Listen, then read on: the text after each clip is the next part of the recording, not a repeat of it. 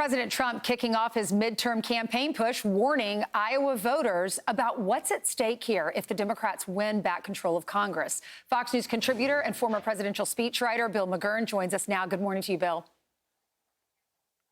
Good morning, Ainsley. Good morning. So if the president's watching, what's your advice? What does his message need to be? And as a former presidential speechwriter, what did you think of his speech last night or yesterday afternoon? I thought it's pretty good. Look, though I was a speechwriter, I believe in reality more than words. And what people want to know in all this uncertainty is, are their lives going to get better? The questions of affordability are part of that.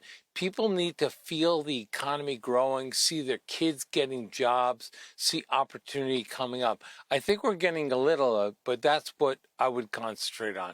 Meanwhile, you have the world blowing up. So, you know, something could derail the whole agenda on the foreign front. Yeah, so historically, whoever is in the White House and wins the White House, the other party usually wins the midterms. How can Donald Trump buck that? Well, I think he has to produce results. I think that, you know, the Republicans have passed quite a few things that they don't get credit for. And people kind of blurred out, you know, a tax bill or something. But it's important whether the economy grows and people feel their lives getting better will be a big thing. I also think Minneapolis is a wild card because the Democrats are making a big mistake by openly siding with lawlessness. What do I mean by that? The mayor of Minneapolis says he will not enforce federal law. I mean, it's incredible you have an elected official define the federal government.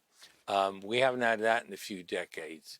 And I don't think a lot of people might be uncomfortable with all the ICE arrests and everything, but people don't want lawlessness. And I think it's a mistake if the Democrats side with the people on the street trying to impede ICE. Yeah, I agree with you. It's just common sense. You know, you can't get in the way of a police officer, even if you don't agree that they're there.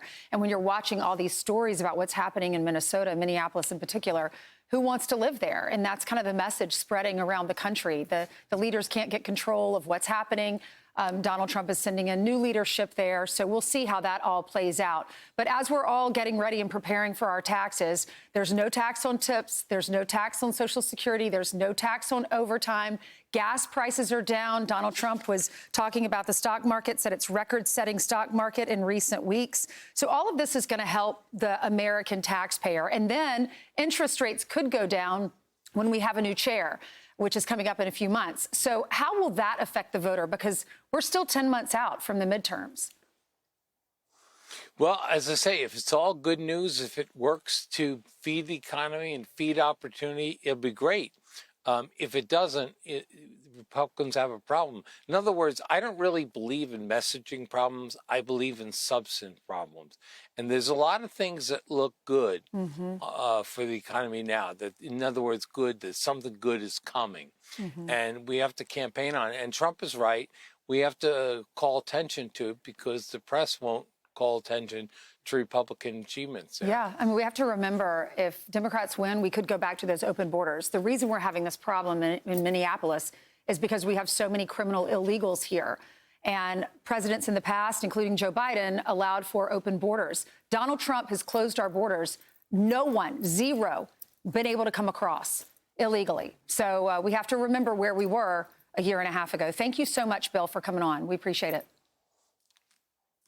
You're welcome, Ainsley. I'm Steve Doocy. I'm Brian Kilmeade. And I'm Ainsley Earhardt. And click here to subscribe to the Fox News YouTube page to catch our hottest interviews and most compelling analysis.